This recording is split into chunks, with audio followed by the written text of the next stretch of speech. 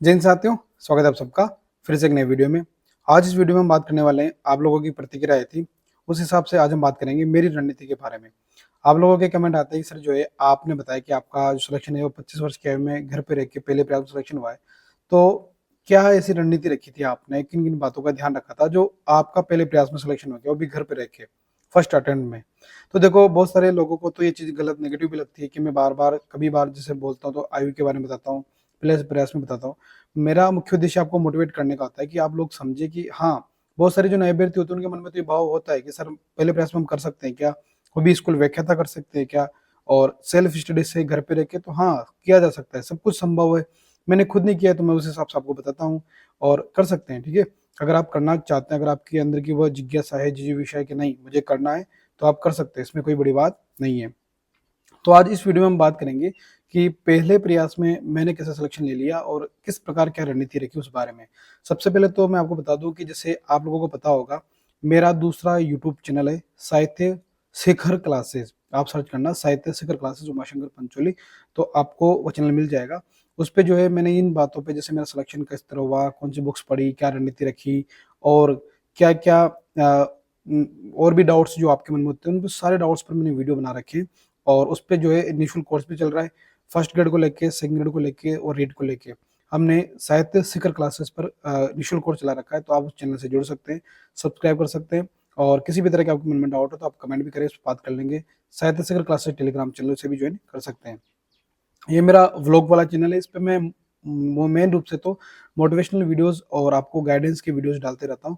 तो आज हम इसी वीडियो पर बात करने वाले हैं कि स्कूल व्याख्याता की मेरी क्या रणनीति रही और किस प्रकार मैंने फर्स्ट प्रयास में पहले प्रयास में जो है सफलता प्राप्त की। सबसे पहले तो आपको बता दूँ कि जैसे पहले प्रयास में सफलता का जो मुख्य रहस्य जाने, तो वो ये है कि जैसे हम बोलते हैं ना कि मैंने पहले प्रयास में सफलता प्राप्त कर ली, तो इसका मतलब तो ये नहीं कि मैंने 1 महीने, 2 महीने, 6 महीने तैयारी की हो। कहीं न कहीं आपकी पूर्व तैयारी होती है। तो मैं आपको बताता हूँ कि मैंने जैसे आईएएस की तैयारी की थी, तो कहीं न कहीं उस चीज़ का परिणाम रहा था। मैंने शुरुआत से घर पे रह के जैसे सेल्फ स्टडी की, तो मैं बीए में भी तैयारी कर रहा था। आईएएस के हिसाब से चीज़ें पढ़ी, फिर बीएड में भी पढ़ी, फिर रीट की वैकेंसी आ गई तो उसकी भी तैयारी की। तो कहीं न कहीं मेरा जो यूँ बोलते हैं ना कि पहले की जो तैयारी थी वो बहुत काम आई इस फर्स्ट प्रयास में सिलेक्शन में। पहला एग्ज़ाम जैसे बीएड कंप्लीट हुई तो रीट आई थी, तो रीट का पहला एग्ज़ाम तैयारी करके दिया था, लेकिन वो रद्द हो गई तो उसका कुछ हो नहीं पाया। उसके बाद जो दूसरा एग्ज़ाम वो व्याख्याता का ही दिया था और इसमें पहले प्रयास में सिलेक्शन हो गया। अगर वो रद्द नहीं होती वो वाली भर्ती तो उसमें मेरा सिलेक्शन हो जाता। उसमें पात्रता तो नहीं थी, 125 अंक आए थे मेरे। जहाँ तक मुझे लगता है मेरा सिलेक्शन हो जाता उसमें, लेकिन फिर वो रद्द हो गई तो फिर बेरोज़गारी वापस हाथ लगी। लेकिन कहीं न कहीं होता है ना कि कई बार हम क्या सोचते हैं कि आज जो कुछ हमारे साथ नकारात्मक हो रहा है, गलत हो रहा है, हमें लगता है कि बहुत गलत हो गया। लेकिन उसका परिणाम जब आज 2 साल 3 साल बाद हम देखते हैं तो कई बार लगता है कि यार उस दिन जो हुआ वो अच्छा हुआ। वो चीज़ मेरे सामने आती है। अगर उस समय जो रेट रद्द हो गई तो उस हिसाब से मेरे हिसाब से तो मैं मानता हूँ कि बहुत अच्छी बात हुई मेरे हिसाब से, तो मेरे लिए तो। क्यों? क्योंकि उससे मेरा सिलेक्शन, फिर मैंने तैयारी की और व्याख्याता में आज व्याख्याता के पद पर चयनित हूँ और आप सबके सामने हूँ। अगर मान लो मेरा रीट में सिलेक्शन हो जाता और हो सकता था फिर मैं तैयारी नहीं कर पाता, तो आज मैं तृतीय अध्यापक के पद पे ही कार्यरत रहता। हम बोलते हैं ना जैसे कि भगवान राम का कल राज तिलक होने वाला था, लेकिन कुछ कारण बने और उन्हें वनवास दे दिया गया। तो जब वनवास दे दिया गया, तो एक जब वनवास नहीं मिला था उससे पहले तो एक अयोध्या के राजकुमार थे, छोटा-सा राज्य था अयोध्या और उसके राजकुमार, और ज़्यादा से ज़्यादा वो क्या बन जाते? राजा बनने वाले थे दूसरे दिन। लेकिन 14 साल का वनवास भोग के रावण जैसे पूरे उस विश्व प्रसिद्ध उस समय के राक्षस का वध करके पूरे विश्व प्रसिद्ध बन गए और भगवान बन गए। एक राजकुमार, एक राजा से लेके भगवान तक का सफर तय हुआ 14 वर्ष के वनवास में। तो ये चीज़ें मेरे साथ हुई है। तो अगर आपके साथ भी कोई चीज़ें गलत हो रही है तो उन चीज़ों से नकारात्मक ना होएँ और सोचें कि कोई न कोई ईश्वर का इसके पीछे कोई कोई कारण रहा है और उस वजह से ये चीज़ें मुझे देखने को मिल रही है। बुक लिस्ट के बारे में बात कर लेते हैं, तो बुक लिस्ट के बारे में तो आप साहित्य शिखर क्लासेस टेलीग्राम चैनल, साहित्य शिखर क्लासेस जो है यूट्यूब चैनल उसे सर्च करेंगे। वहाँ मेरे बहुत सारे वीडियोज़ हैं जो मैंने बोर्ड पे सारे बुक्स लिखा के सब कुछ डिटेल में बता रखा है कि इस सब्जेक्ट के लिए मैंने ये बुक्स पढ़ी है, इस सब्जेक्ट के लिए मैंने ये बुक्स पढ़ी है, ये रणनीति रखी है, वो सारी चीज़ें आप वहाँ देख सकते हैं। इसमें मुख्यतः हम बात करने वाले हैं कि जब मैंने पहले प्रयास में सफलता प्राप्त की उसका क्या रीज़न रहा। तो एक मैंने आपको बता दिया कि मेरी पूर्व तैयारी थी, ठीक है? दूसरी बात कर लेते हैं कि मैं पूरी तरह से डेडिकेटेड था कि मुझे करना ही है और पहले प्रयास में करना है। तो उसके लिए फिर मैंने किसी भी तरह की कमी नहीं छोड़ी, जैसे कि मुझे 10-10 घंटे मुझे डेली पढ़ना, एग्ज़ाम के टाइम तो मैं 16-16 घंटे पढ़ा हूँ, ठीक है? और ऐसा नहीं है कि बहुत सारे अभ्यर्थी ऐसे हैं जो नहीं पढ़ते हैं, 16-16 घंटे पढ़ते हैं लेकिन फिर भी सिलेक्शन नहीं होता। उसका रीज़न ये होता है, कहीं न कहीं हम बहुत सारी चीज़ों से घिर जाते हैं। हम मतलब ठीक है, हमारे पढ़ने के हिसाब से तो लग रहा है कि हम 8 घंटे, 16 घंटे पढ़ रहे हैं, लेकिन हमारा दिमाग कहीं और होता है। तो कोशिश करेंगे भले आप 6 घंटे पढ़ें, लेकिन आपका दिमाग वहीं हो जहाँ आप पढ़ रहे हो, ठीक है? तन, मन से आप एक जगह रहेंगे तो शायद मुझे लगता है कि 6 घंटे का मैटर भी काफ़ी होता है आपको सिलेक्शन के लिए। तो एक चीज़ वो होती है। दूसरी बात कर लेते हैं कि आप कंटेंट को एक सीमित रखेंगे। जैसे मैं मेरे जो वीडियोज़ देखेंगे आप साहित्य शिखर पर जाके, तो आपको लगेगा कि मैंने एक, जैसे हिंदी साहित्य का इतिहास है, तो ज़्यादा से ज़्यादा 2 बुक्स रखी है। ज़्यादा किताबों के भटकाव में मैं नहीं आया, ठीक है? उन्हीं बुक्स का बार-बार रिवीजन किया है, उन्हीं बुक्स का बार-बार अभ्यास किया है। हाँ, कुछ चीज़ें ऐसी रही जो एक्स्ट्रा की है। जैसे जब आपको लगता है कि मैं हिंदी साहित्य का इतिहास अच्छी तरह कंप्लीट कर चुका हूँ, पढ़ चुका हूँ, फिर आपके पास अगर समय होता है तो आप कुछ एक्स्ट्रा देख सकते हैं। जैसे मैंने नेट लेवल के जो एग्ज़ाम है, नेट जो एग्ज़ाम होता है, उसपे जो पेपर आते हैं, तो उस पेपरों को मैंने सॉल्व किया हुआ था, 10-15 पेपर मैंने वो भी देखे थे। तो उससे नेट के एग्ज़ाम के हिसाब से भी आप चीज़ें देख रहे हैं, और उस तैयारी के दौरान ये फ़ायदा भी हुआ कि उस एग्ज़ाम व्याख्याता एग्ज़ाम से पहले मेरा नेट का एग्ज़ाम था, तो वो मेरा क्लियर हो गया फर्स्ट अटेम्प्ट में। तो कहीं न कहीं उस वजह से एक मोटिवेशन मिलता है, और दूसरी बात ये होती है कि आपकी तैयारी में, बोलता हूँ ना, हिंदी साहित्य तो ऐसा विषय है कि अगर आप व्याख्याता की तैयारी कर रहे हैं या सेकंड ग्रेड की तैयारी कर रहे हैं, अगर आपने एक बार ढंग से साहित्य पढ़ लिया, काव्य शास्त्र पढ़ लिया, व्याकरण पढ़ ली, तो मुझे लगता है कि जहाँ-जहाँ भी हिंदी का एग्ज़ाम होता है, वहाँ आपका आराम से सिलेक्शन हो सकता है। अगर आपने अच्छे से तैयारी कर ली तो। थोड़ा बहुत चेंज होता है, उससे या फिर यूँ मान के चलें कि कुछ 1 महीने, 2 महीने या फिर 20 दिन, 25 दिन अगर एक्स्ट्रा देख लेते हैं कुछ टॉपिकों को, तो उसमें भी आपको चीज़ क्लियर हो जाती है।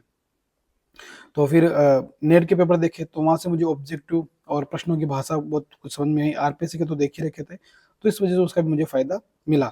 तो एक्स्ट्रा बुक सीमित रखी, एक्स्ट्रा चीज़ें भी देखी, लेकिन रिवीजन टाइम पे किया, और ऑब्जेक्टिव अपने एग्ज़ाम के लेवल के अलावा दूसरे लेवल के एग्ज़ाम के भी निकाले, जैसे वरिष्ठ अध्यापक के भी पेपर देखे, फर्स्ट ग्रेड के देखे, और नेट वाले भी पेपर देखे मैंने। उससे क्या फ़ायदा हुआ? उससे ये फ़ायदा हुआ, टीजीटी, पीजीडी के भी देखे कुछ पेपर्स, तो 2-2 3-3 तो, कि किस प्रकार हिंदी साहित्य के प्रश्न बन सकते हैं, किस प्रकार काव्य शास्त्र के प्रश्न बन सकते हैं, किस प्रकार व्याकरण के प्रश्न बन सकते हैं। इन सब की जानकारी मुझे इन पेपर को सोल्व करने से हुई। तो आप इन चीज़ों को देख सकते हैं। इसके अलावा पाठ्यक्रम, पाठ्यक्रम मुख्य होता है, सिलेबस आप सभी जानते हैं। सिलेबस की बारीकी से आपको जानकारी होनी चाहिए, कहाँ मुझे कितना छोड़ना है, कहाँ कितना पढ़ना है। ये रणनीति आपकी सफलता में मुख्य भूमिका निभाने वाली है। तो आप सबसे पहले ये देखें कि आपकी जो भूमिका है, आपका कौन-सा विषय मजबूत है, कौन-सा आपका विषय कमज़ोर है, और किस विषय को छोड़कर आप कितना अधिक किसी दूसरे विषय पर फ़ोकस करके कितना लाभ ले सकते हैं, ये आप खुद निश्चित करेंगे। क्योंकि इसका रीज़न ये होता है कि आपसे बेहतर कोई नहीं जानता कि आपकी किस विषय पर ज़्यादा पकड़ है और किस विषय पर नहीं, ठीक है? तो एक चीज़ ये ध्यान रखें, ये चीज़ आपको करनी है। और इसके अलावा अगर हम बात कर लेते, तो एक टाइम का बाउंडेशन होना ज़रूरी है। तो मुझे 2 महीने में कंप्लीट करना है, 3 महीने में कंप्लीट करना है, 4 महीने में कंप्लीट करना है, ये बाउंडेशन आपके पास होना चाहिए, ताकि उस समय सीमा के भीतर फिर आप जो है अपना कोर्स कंप्लीट कर सको, रिवीजन कर सको। कहने का मतलब डेली रूटीन बनाना पड़ेगा, डेली टाइम टेबल सेट करना पड़ेगा, डेली का गोल बनाना पड़ेगा कि आज मुझे 2 चैप्टर करने हैं, 3 चैप्टर करने हैं, इन 3 चैप्टर के साथ चलूँगा तो महीने भर में मैं ये बुक्स कर लूँगा, या इतना मेरा कोर्स कंप्लीट हो जाएगा। ये सारी चीज़ें आपको पहले निश्चित करनी पड़ेगी, तभी कहीं न कहीं वो चीज़ें कवर हो पाएगी। इसके अलावा बात कर लेते हैं कि भटकाव, क्योंकि इस तैयारी के दौरान सबसे बड़ा जो अगर द्वंद परेशानी आती है तो भटकाव ही है। तो उस भटकाव से बहुत बचना पड़ेगा। हर तीसरे दिन आपको लगेगा कि शायद मैं नहीं कर पाऊँगा, हर दूसरे दिन आपको लगेगा कि शायद ये चीज़ें मेरे लिए नहीं बनी है, कंटेंट मुझसे कंप्लीट नहीं हो रहा, सिलेबस कंप्लीट होने का नाम ही नहीं ले रहा, कब मैं रिविज़न करूँगा, मेरा एग्ज़ाम आने वाला है। बहुत सारे प्रश्न आपके मन में उठेंगे। इन प्रश्नों से खुद को जो है एक लेवल पे जाके ऊपर उठा लेना है। इतना समझ लेना है कि ये सारी चीज़ें जो है वो कहीं न कहीं आपको डिस्टर्ब करने के लिए आ रही है।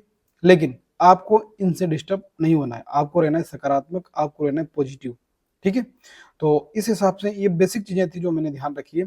इन चीज़ों का अगर आप ध्यान रखते हैं तो आप पहले प्रयास में, या आपका ये जो भी प्रयास हो, जैसे मेरा तो पहला अटेम्प्ट था, उनका उसमें मेरा सिलेक्शन हो गया, आपका दूसरा हो, तीसरा हो या पहला हो, पहले प्रयास में सिलेक्शन लिया जा सकता है, सेल्फ स्टडी से लिया जा सकता है, और मैं तो मानता हूँ कि सेल्फ स्टडी से बड़ा तो कोई ऑप्शन ही नहीं है। मैंने खुद स्वाध्याय किया है, घर पे रह के किया है, गाँव में रह के किया है और सिलेक्शन लिया है। तो आप दूसरे के एग्जाम्पल से मैं क्यों समझाऊँ? मेरा खुद का एग्जाम्पल मैं आपको देके समझा रहा हूँ कि आप इन चीज़ों को अगर खुद करेंगे तो कर सकते हैं। ये सबसे बड़ी बात है, ठीक है? और मेरा ये मानना है कि अभी का जो समय है आपके लिए, जैसे बहुत सारे अभ्यर्थी जो स्कूल व्याख्याता की भर्ती के फॉर्म सभी ने भर दिए, और अब जैसे कि तैयारी का समय आ चुका है, तो अब तो बिल्कुल भी किसी को भी भर्ती कब होगी, मतलब कब एग्ज़ाम होगा, सिलेबस, इन चीज़ों को लेके भटकाव में नहीं आना है। जो पूर्व सिलेबस है उसी से हिसाब से तैयारी करें अभी तो, और जो कुछ चेंजेस होगा, थोड़ा बहुत चेंज होगा तो उसमें कोई दिक्कत नहीं आएगी और वो कंप्लीट हो जाएगा। और आगे आने वाले एग्जाम के हिसाब से अच्छी लेवल पे तैयारी जारी रखें। भटकाव में रहोगे, नुकसान हो जाएगा। कब भर्ती होगी, कब एग्जाम होगा, इनके बारे में अब आपको चिंता नहीं करनी है। आपको चिंता करनी है अपने सिलेबस की, अपने रिवीजन की, अपने टेस्ट सीरीज की, और आपका स्कोर कितना हो रहा है कितना नहीं उसके बारे में। ठीक है, तो ये सारी बातें हैं, इनका मैंने विशेष ध्यान रखा है, तो आप लोग भी इनका ध्यान रखें और अपनी तैयारी करें। किसी भी तरह की अगर कोई समस्या आ रही है, कोई भी प्रॉब्लम्स आ रही है, कोई भी डाउट आ रही है, तो कमेंट करें, उस पर बात कर लेंगे। ठीक है, तो मिलते हैं नेक्स्ट वीडियो में, तब तक के लिए जय हिंद, जय भारत।